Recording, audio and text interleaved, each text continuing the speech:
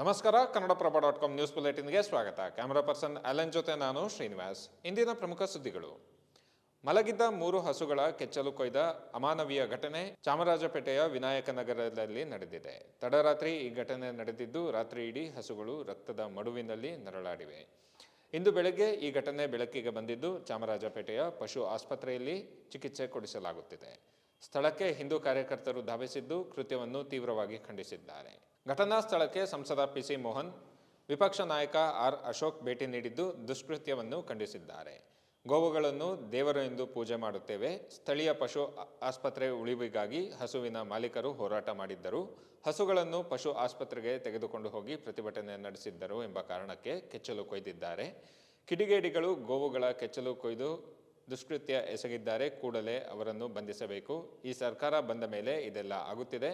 ಕಿಡಿಗೇಡಿಗಳ ಬಂಧನವಾಗುವವರೆಗೆ ಹೋರಾಟ ನಿಲ್ಲುವುದಿಲ್ಲ ಎಂದು ವಿಪಕ್ಷ ನಾಯಕ ಆರ್ ಅಶೋಕ್ ಹೇಳಿದ್ದು, ಹಸುಗಳ ಮಾಲೀಕನಿಗೆ 1 ಲಕ್ಷ ರೂಪಾಯಿ ಪರಿಹಾರ ನೀಡುವುದಾಗಿ ತಿಳಿಸಿದ್ದಾರೆ. ಘಟನೆ ಬಗ್ಗೆ ಪ್ರತಿಕ್ರಿಯೆ ನೀಡಿರುವ ಸಿಎಂ ಸಿದ್ದರಾಮಯ್ಯ, ಹಸುಗಳ ಕೆಚ್ಚಲು ಕೊಯ್ದಿದ್ದು ತಪ್ಪು. ತಪ್ಪಿತಸ್ಥರಿಗೆ ಶಿಕ್ಷೆಯಾಗುತ್ತದೆ. ಯಾರು ಮಾಡಿದ್ದಾರೆ ಎಂಬುದು ಗೊತ್ತಿಲ್ಲ. ಆರೋಪಿಗಳನ್ನು ಪತ್ತೆ ಹಚ್ಚಲಾಗುತ್ತಿದೆ. ಕಮಿಷನರ್ ಗಮನಕ್ಕೆ ತಂದಿದ್ದೇನೆ ಎಂದು ಹೇಳಿದ್ದಾರೆ.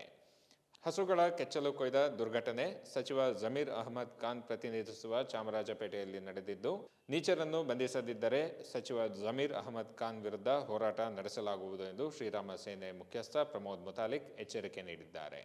ರಾಜ್ಯದಲ್ಲಿ ಇಸ್ಲಾಮಿಕ್ ಶಕ್ತಿಯ ಪ್ರದರ್ಶನ ಆಗುತ್ತಿದೆ. ಇದು ರಾಕ್ಷಸ ಕೃತ್ಯಕ್ಕೆ ಉದಾಹರಣೆ ಎಂದು ಅವರು ಕಿಡಿಕಾರಿದರು. ಮಾದಕ ವಸ್ತು ಕಳ್ಳ ಸಾಗಣೆದಾರನೊಬ್ಬನನ್ನು ಬಂಧಿಸಲು ಯತ್ನಿಸಿದ ಹೆಡ್ ಕಾನ್ಸ್ಟೇಬಲ್ ಮೇಲೆ ಚಾಕುವಿನಿಂದ ಹಲ್ಲೆ ನಡೆದಿರುವ ಘಟನೆ ಕಲಬುರಗಿಯಲ್ಲಿ ವರದಿಯಾಗಿದೆ. ಪೊಲೀಸರು ಆರೋಪಿಯ ಕಾಲಿಗೆ ಗುಂಡು ಹಾರಿಸಿ ಬಂಧಿಸುವಲ್ಲಿ ಯಶಸ್ವಿಯಾಗಿದ್ದಾರೆ ಎಂದು ನಗರ ಪೊಲೀಸ್ ಆಯುಕ್ತ ಶರಣಪ್ಪ ತಿಳಿಸಿದ್ದಾರೆ. ಅನುಮಾನಾಸ್ಪದ ವ್ಯಕ್ತಿಯ ಬಗ್ಗೆ ಮಾಹಿತಿ ಪಡೆದ ಇನ್ಸ್ಪೆಕ್ಟರ್ ಚೌಕ್ ರಾಜೇಂದ್ರ ಅಪರಾಧ ಪತ್ತೆ ತಂಡದೊಂದಿಗೆ ತನಿಖೆಗೆ ತೆರಳಿದ್ದರು.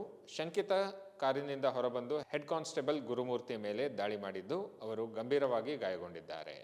ಆರೋಪಿ ಸುಪ್ರೀತ್ ನವಲೆ ಕಲಬುರಗಿ ನಗರದ ಮುತ್ತಂಪುರ ನಿವಾಸಿಯಾಗಿದ್ದಾನೆ.